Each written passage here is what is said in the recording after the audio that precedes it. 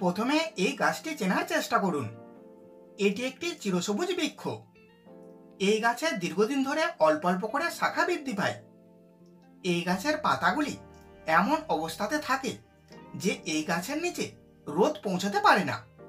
এই গাছ লম্বায় 15 থেকে 20 ফুটের বেশি লম্বা হয় না।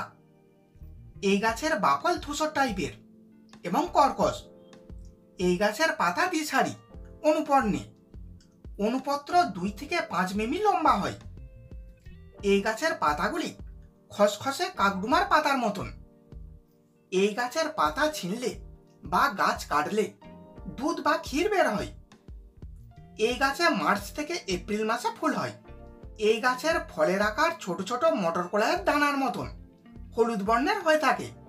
এই গাছের ফলগুলি জুন মাসে পেকে যায়। এই গাছ বাংলাদেশ সহ ভুটান, কম্বোডিয়া, চীন, ইন্দোনেশিয়া, নেপাল, মালয়েশিয়া এবং ভারতবর্ষে পাওয়া যায়। এই গাছটিকে আমাদের গ্রামের মানুষ শেওড়া গাছ নামে চেনে।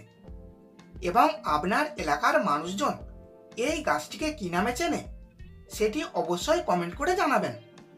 তাতে করে অনেক মানুষেরই এই গাছটিকে তাদের এলাকার পরিচিত নামে চিনতে সুবিধা হবে।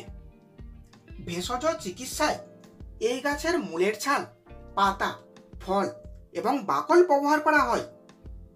একটা সমস্যা আমাদের অনেকেরই মাঝে মধ্যে হয়ে থাকে, তা হলো হঠাৎ দাঁতের যন্ত্রণা। দাঁতের যন্ত্রণা খুবই কষ্টকর একটি রোগ।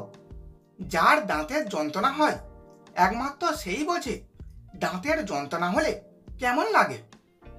যখন কারো দাঁতের যন্ত্রণা হবে, তাতে সে যত শক্তিশালী মানুষ হোক না কেন, দাঁতের যন্ত্রণার কারণে নিমিষের মধ্যেই সে ঝিমিয়ে যাবে।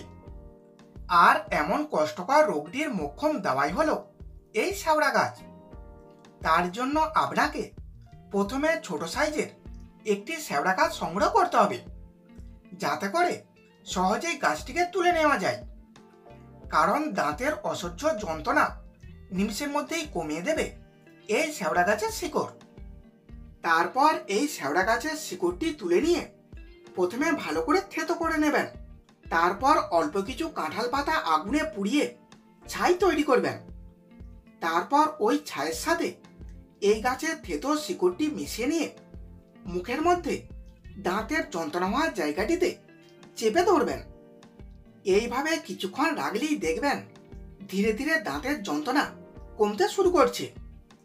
তারপর যখন দেখবেন দাঁতের যন্ত্রণা কমে গেছে, তখন ওটি ফেলে দিয়ে কুসুম গরম জলের মধ্যে অল্প লবণ দিয়ে ভালো করে কুলি করে মুখটি ধুয়ে নেবেন। তাহলে এই পর্যন্ত ছিল আজকের বিষয়। ভিডিওটি এখানেই শেষ করছি। এখন একটি লাইক করে দিন, বন্ধুদের কাছে ভিডিওটি শেয়ার করে দিন এবং আপনার মতামত কমেন্টের মাধ্যমে জানিয়ে দিন।